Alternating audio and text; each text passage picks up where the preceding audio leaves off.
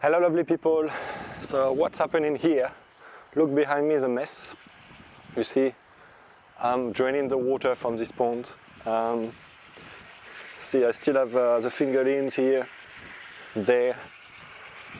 I still have the other setup on the side with full of fingerlings, but I'll let you guess what's happening. I'm having some challenges with the real estate people, the real estate agent and the owner of the property I'm renting, and I will explain this in this video.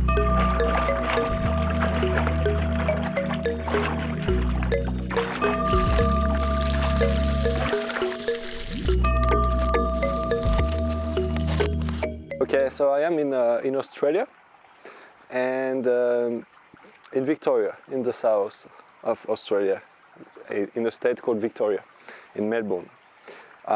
Here we got legislation, a law, it's called the VBA, Victorian Building Act, I think, or it's a code for building.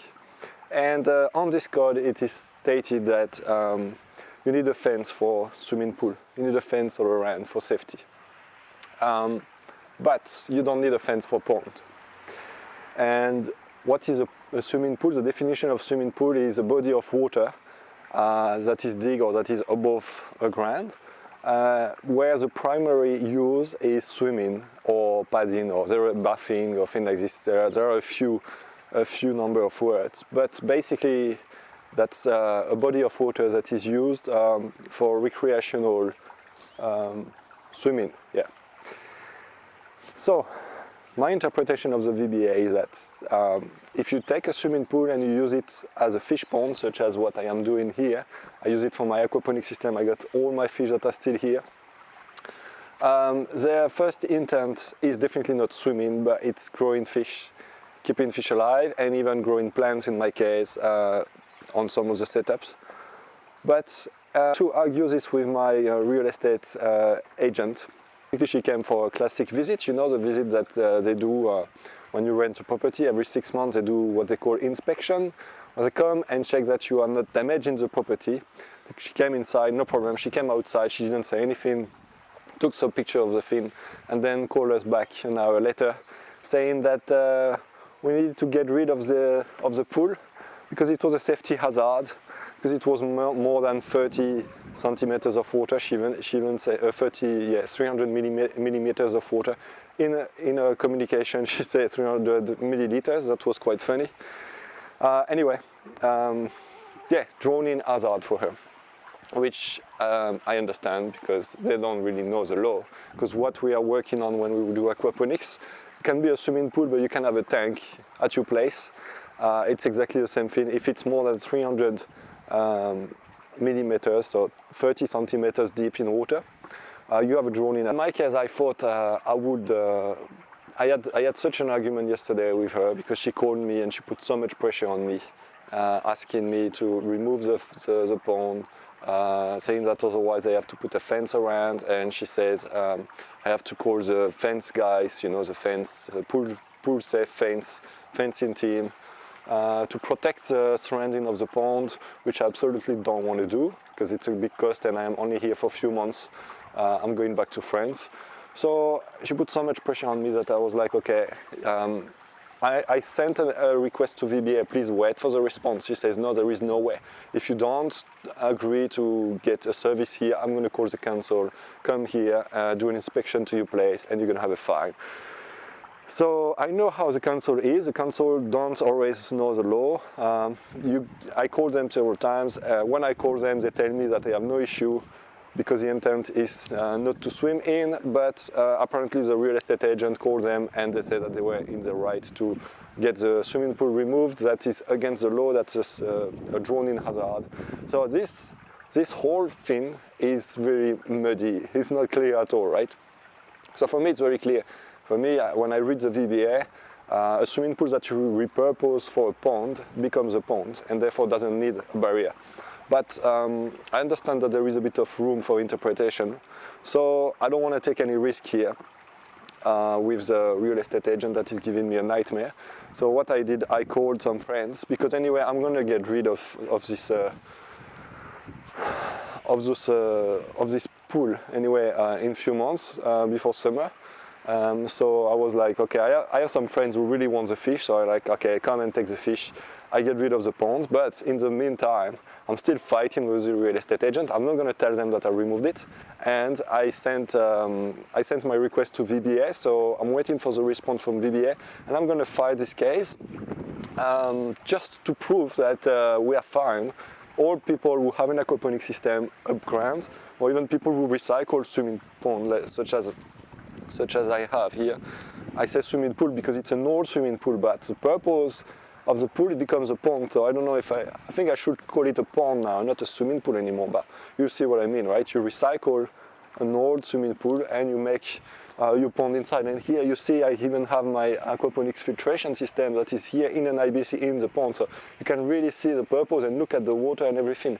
You can really see that it's not for swimming, it's for my fish. Of course I can swim inside because I'm a bit crazy and I love being with my fish, but the first purpose is definitely not to swim, is to have the fish in. So, because today is a day where I am emptying the pond, as you see. I put some pipe and I'm siphoning the water. You know, I'm siphoning the water from there outside to the drain, and reducing the water level so that my friend is coming at 12, picking the fish, is going to be very happy. Some very nice breeders. So the good thing is at least I don't have to kill the fish. I don't have to eat the fish. I mean, I like eating fish, but I'm not crazy about it, so I'm going to keep one or two, but most of them will stay alive. We go to him and he's going to create a bigger system later on, so they will have a good space to live in. It's going to create a holistic aquaponics. So for the ones of you who don't know what a holistic aquaponics is, look at my videos. I guess that's, for me, the best type of aquaponics system you can have in your backyard. It's not only productive, but it's also very beautiful to have, very aesthetic, and very harmonious with your whole backyard. Very different to this type of thing that I have made here. Okay, so he's coming, picking the genitals, but he's also picking the little fingerlings because he's got a big dam and he's going to put the trout inside, so that's good. So I got all my fingerlings here, and what I want to do right now is to do an estimation of the number of fingerlings that I have. I have been giving fingerlings around to all my friends who have aquaponics systems. I have offered around 2,000 of them already, but let's count whatever is left. It's going to be interesting to see what I've been able to produce this year. So first, I believe I will put those fish there, so they will be all together. And then I will clean this cage, put this cage into the other setup, and I'm gonna count the fish slowly by slowly. So to count the fish, I will do volume, so I will need a scale, and I will need a bucket, and that's gonna be it. Yeah.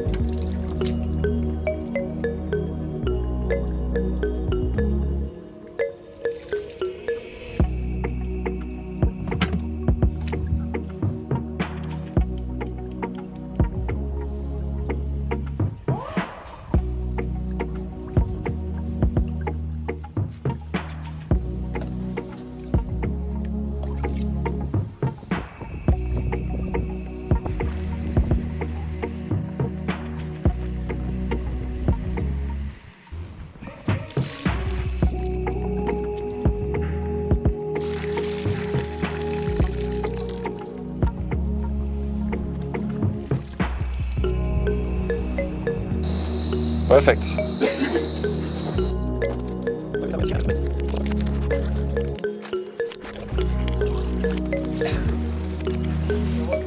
This one is a nice.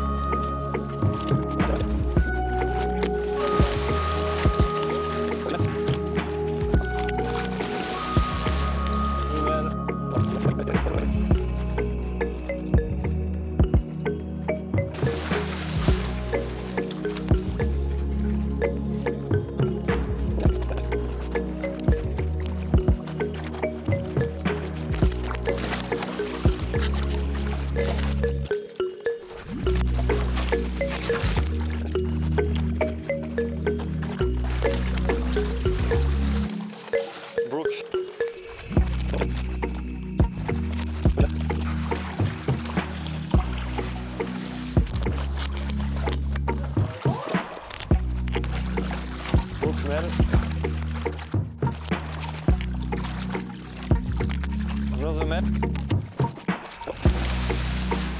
Rainbow. Oh. Nice size.